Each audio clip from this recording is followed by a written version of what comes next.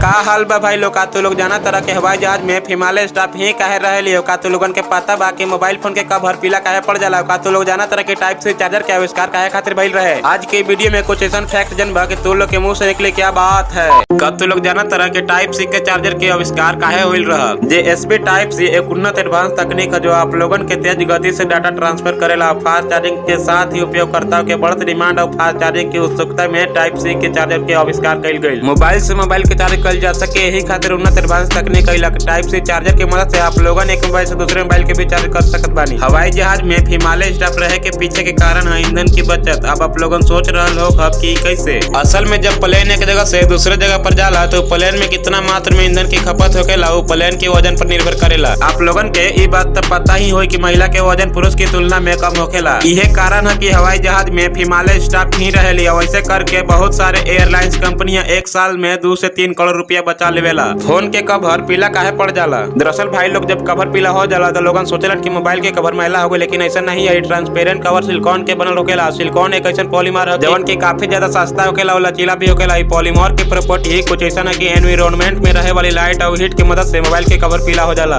I hope कि यार तो लोग समझ गए होगा कि मोबाइल फोन के कवर पीला काहे पड़ जाला। अगर तो लोगों के मन में कोई डाउट है तो कमेंट में जरूर बताइए। वीडियो को लाइक कर दे, चैनल को भी सब्सक्राइब कर दे। फिर से मिला जाएगा नेक्स्ट वीडियो में, तब तक के लिए बाय बाय।